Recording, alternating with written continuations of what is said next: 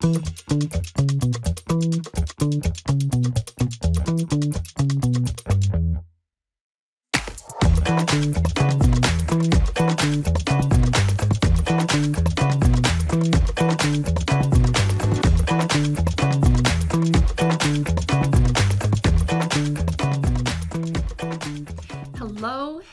my happy quilters.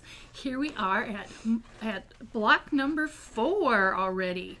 Goodness gracious, this time is going fast, isn't it? It is. Well, anyways, I'm Marcia and this is Joy, and we're coming to you from Pine Needles Quilt and Sew in Rochester, Minnesota for our Chatsworth block of the month, except we're doing it every other week. I know, because we want to get it ready for the cold season here in Minnesota, right? Absolutely. So this is a great quilt, Chatsworth by Doug Leko, right here from Minnesota, as well as where we're from, Minnesota as well. And we are going to show you how to make block number 4 today. So in your pattern, you'll have this page for block number 4, and this is 2 sides this week, or this for block number 4. It's 2 sides. So we have a little bit more going on. It's a beautiful, beautiful block. I will show you this. And so it's kind of like some pinwheely things, or I don't know what the name of this block would be, but it is pretty much, it's really fun. So we're using a square and a square, square and a square. We're using some flying geese and also some half square triangles in here. So first off, I'm going to show you how to cut this block traditionally. So if we come down here, there we go. You're just going to follow the directions. And again, Doug has great cutting directions up here in this box. It tells you the fabric, the background, and what you do for assorted prints. And of course, we're using 4 different assorted prints every time. And for this purpose, I am using the same background, but Joy is making hers scrappy, so you get an idea how to do everything. I do want to remind you too to hang on to all of your scraps from your kit until we're all the way done, because you're going to need some of the leftovers that you have for the finishing blocks as well. So what you're going to do here is the cutting, and it says you're going to cut a bunch of squares here. So we've got a big square, some smaller squares. But first off, what we're going to be making is this square in a square. So we need center square. And then you are going to cut these, so many, one of each of these squares in half on the diagonal.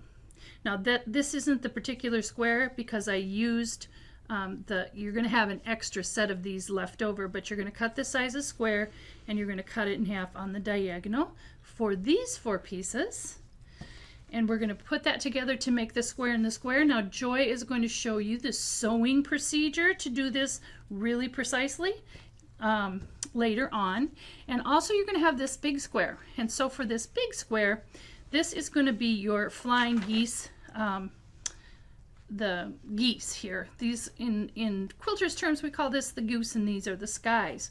So you're going to, in order to do that, you're going to take the size of the square that you need, and then you're just going to cut diagonally on both sides to make that center goose part of these.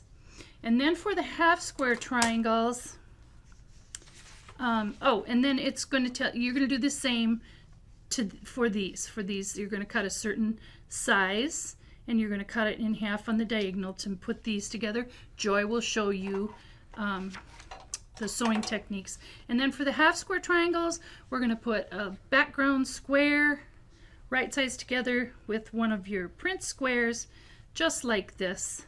And we talked earlier about the line. You have it to the left, I believe.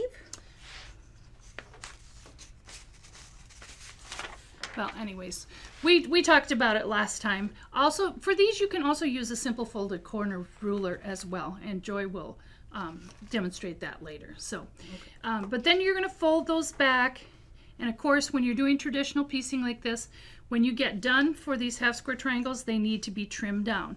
Don't forget that step, because you'll be really disappointed if things don't turn out right for you. So this is what we get. You're going to put this together just like he says on here.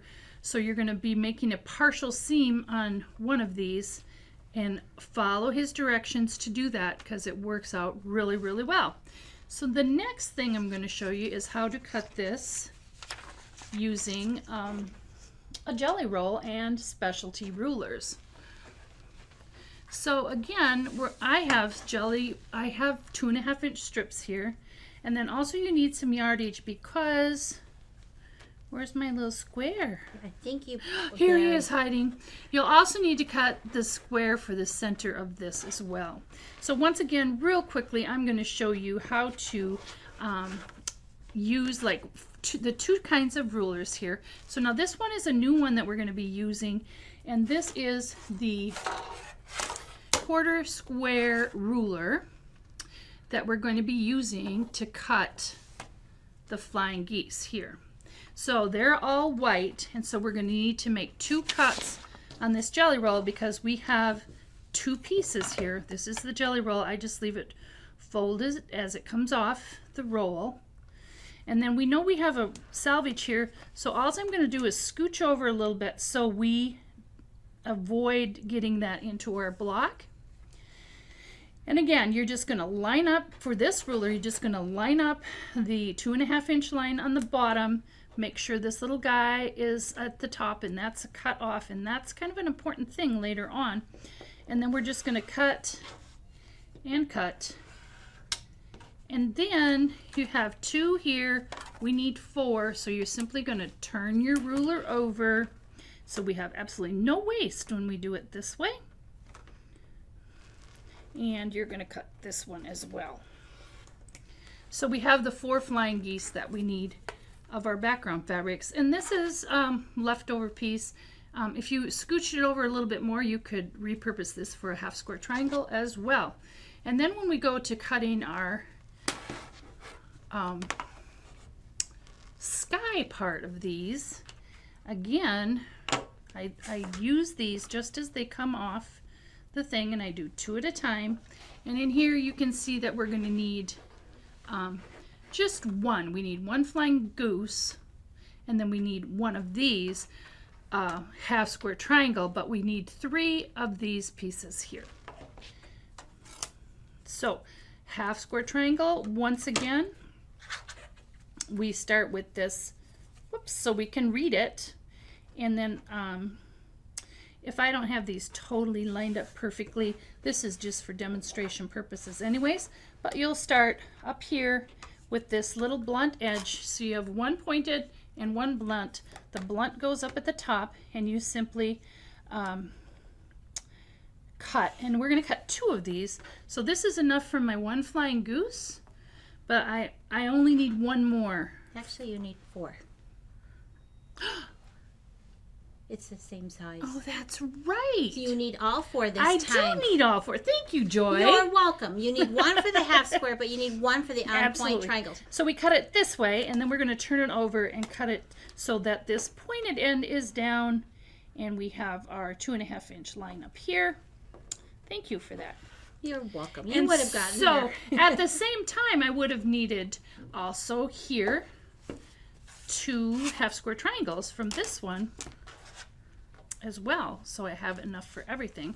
So I'll cut 1 of those as well. So we cut using this ruler for the flying geese, the big units, and then we're going to use this ruler, and all I have to do here, because we know the angle is exactly where it needs to be, is line this up, the 2.5 inch mark, with the little guy at 1/4 inch hanging off down at the bottom. If you get it lined up here perfectly, this is just going to fall where it has to be. And then this, you have to just line that up with the edge of your fabrics, and then we'll cut those. So easy peasy, we're going to go and we're going to sew these together like this. Sorry. It's okay. Joy is on safety patrol here. And when we put these together, we want to put them together in a pair. So that, well, see, I got a little salvage there, but it doesn't matter. So that these are lined up at the top, because and Joy's going to show you the sewing thing, but when you do it this way, have you ever had a 1/2 square triangle where maybe your point is all the way up here, or maybe you have one here and one here that's down a little farther.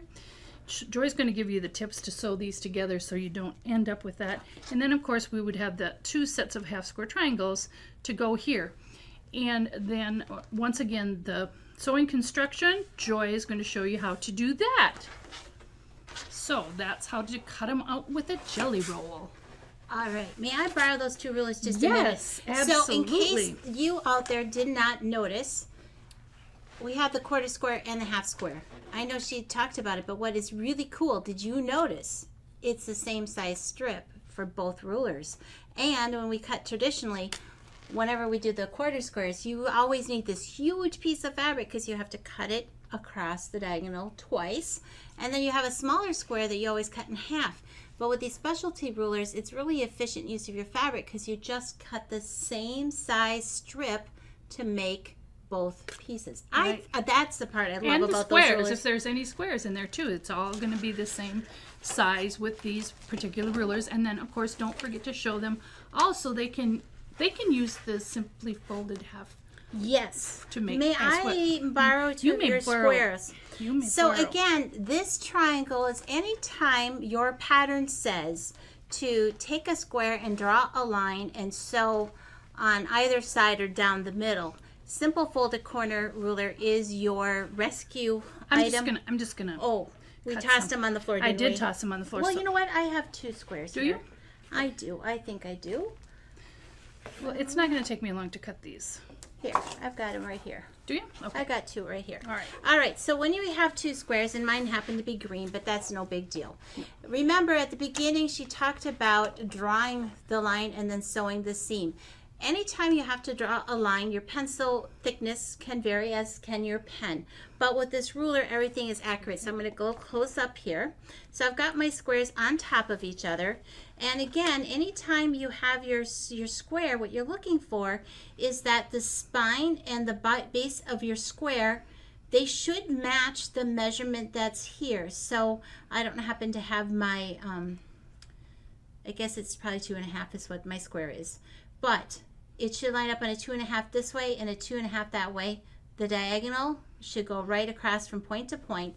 And what makes this accurate sewing is that you cut across here and now you're going to sew here.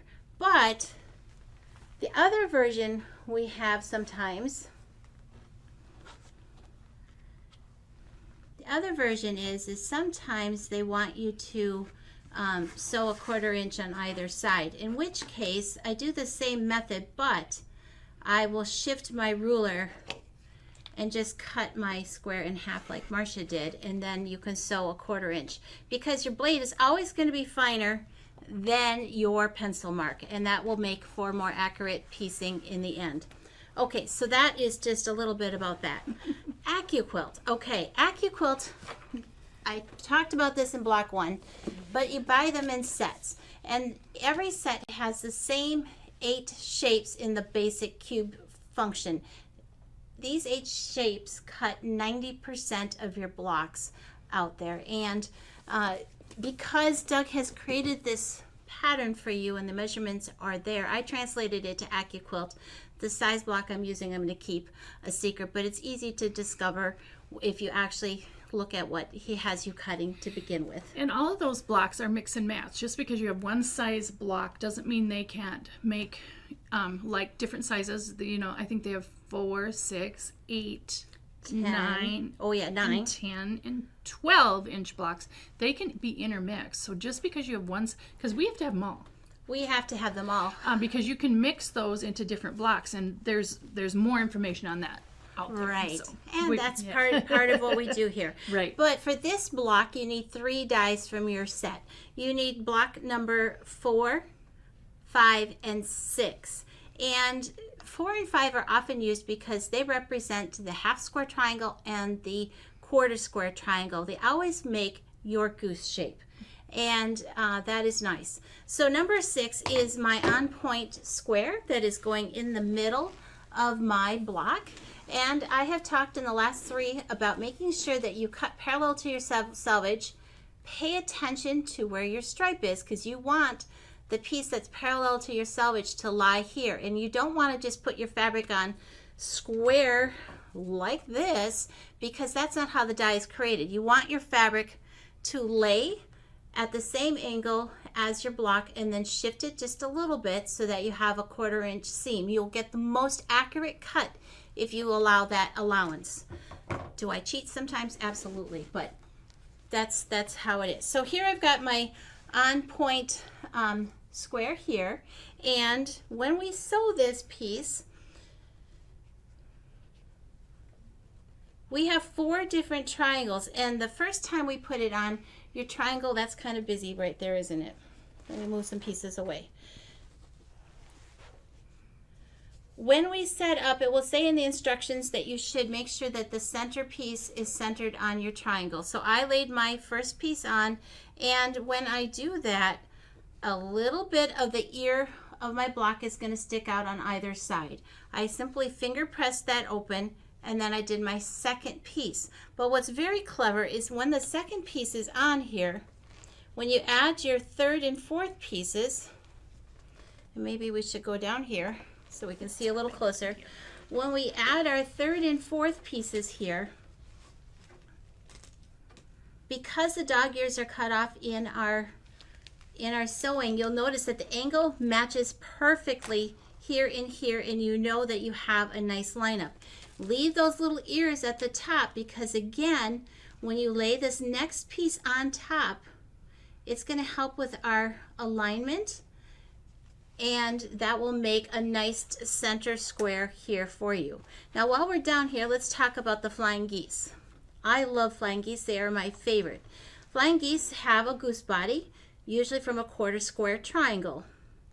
The skies are from 1/2 square triangles, and I have these pieces to go. And so I think about this as a K, and I always sew them the same way. I will start at the top and sew all of my pieces this way. You'll notice that this little end does hang off a little bit, but the 2 pieces here line up perfectly. Once it's sewn and pressed open, the next piece will go on top, and again, those nice cut off edges are going to line up down here and here, and you're not going to have any seam wonkies going on. So always make your geese the same way so you don't have any hiccups in your giddy ups as you go around, and that's going to make for a nice perfect 1/4 inch, yeah, 1/4 inch top. seam. So then we have our 1/2 square triangles. They're sewn like any other 1/2 square triangle that you do, and you should decide what your process is. Typically, I always put my light colors on top and sew across because it's easier to see. Now, this block is constructed differently than any other block, because after you've made all your pieces, we use what's called partial seams. Doug has drawn really great descriptions in his patterns, but what it means is when we start sewing these pieces, we start by sewing a side and we come down part of the way, and the seam is left unfinished. So then we put the next section on, and we are going to work our way around. And actually it's not really around like you would typically think, because we sew the opposite side on next, but it works its way around so that when you're all done, this piece that was left hanging in the wind will all of a sudden sew to this piece, because this one we've sewn partway down. We've added this piece, but we just keep working our way around. So you're going to want to follow these instructions for putting it together, because it's so clever in how it is created. It comes out perfectly. And it will be Absolutely. Just follow his directions on the back of this page for block 4 of how to do the partial seam. So look at here. We're doing a block, and you might learn something new too. A partial seamed block. I know, but it's so easy because it all works out. All right, that's block 4, Marcia. Block 4. Okay, I think we're ready to button it up. Okay, so you'll find these every other week on our Facebook page and then also on our YouTube channel. So and to ensure that you always get to see them when they're brand new, we want you to subscribe and then hit the little bell too, so you won't miss when we go live. All right, thank you so much for joining us here again today from Pine Needles Quilt and Sew in Rochester, Minnesota, and we can't hardly wait to see you for block number 5. Thank you. Bye-bye, everybody.